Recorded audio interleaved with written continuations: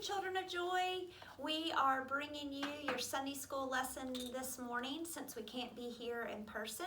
We sure do miss you guys. We hope all of your families are well and healthy.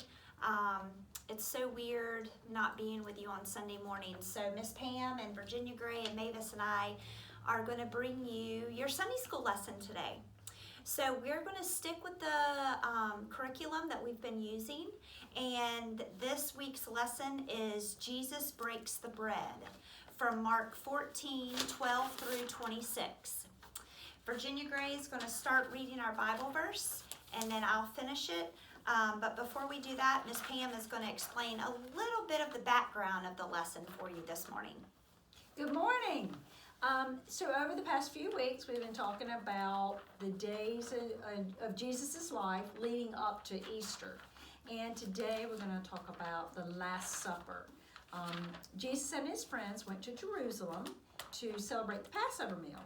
And the Passover meal was a very special meal that the Jewish people celebrated to help them remember that Moses led them out of slavery out of Egypt.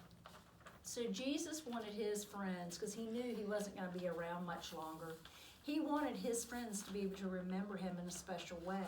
So when they celebrated the Passover meal, he used the elements of the Passover meal, the cup and the bread.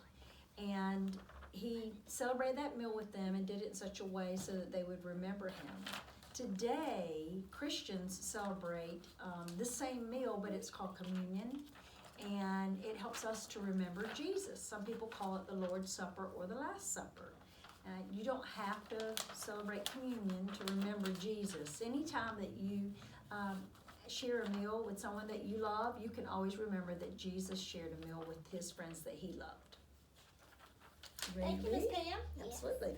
All right, Virginia Gray, Mark 14:12 through 26. And you might want to read this Bible verse with your family at home as well.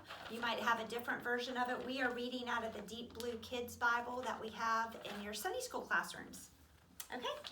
On the first day of the festival of unleavened bread, when the Passover lamb was sacrificed, the disciples said to Jesus, "Where do you want us to prepare for you to eat the Passover meal?" He sent two of his disciples and said to them, "Go in the city, and a man carrying a water jar will meet you. Follow him wherever he enters. Say to the owner of the house, 'The teacher asked, where is my guest room, where I can eat the Passover meal with my disciples?' He will show you a large room upstairs already furnished, prepared for us there." The disciples left, came into the city, found everything just as he had told them, and they prepared the Passover meal. Awesome reading. Thank you, Virginia Gray. That evening, Jesus arrived with the 12. During the meal, Jesus said, "I assure you that one of you will betray me, someone eating with me." Deeply saddened, they asked him one by one, "It's not me, is it?" Jesus answered, "It's one of the 12 who is dipping bread with me into this bowl. The human one goes to his death just as it's written about him. But how terrible it is for that person who betrays the human one. It would have been better for him if he had never been born." While they were eating, Jesus took bread, blessed it, broke it, and gave it to them and said, "Take, this is my body." He took a cup, gave thanks, and gave it to them, and they all drank from it. He said to them, "This is my blood of the covenant, which is poured out for many. I assure you that I won't drink wine again until that day when I drink it in a new way in God's kingdom." After singing songs of praise, they went out to the Mount of Olives. The word of God for the people of God. Thanks Be to God. So attached to your email this morning, hopefully all of you got the email this morning, you have the video from Deep Blue that you can show your family that goes along with our Bible verse today. You also have a cup and bread that you can print off to color if you wish, or you can cut and paste. You also have a picture of the Last Supper, just so your children can see maybe a visual of the Last Supper with Jesus and his disciples.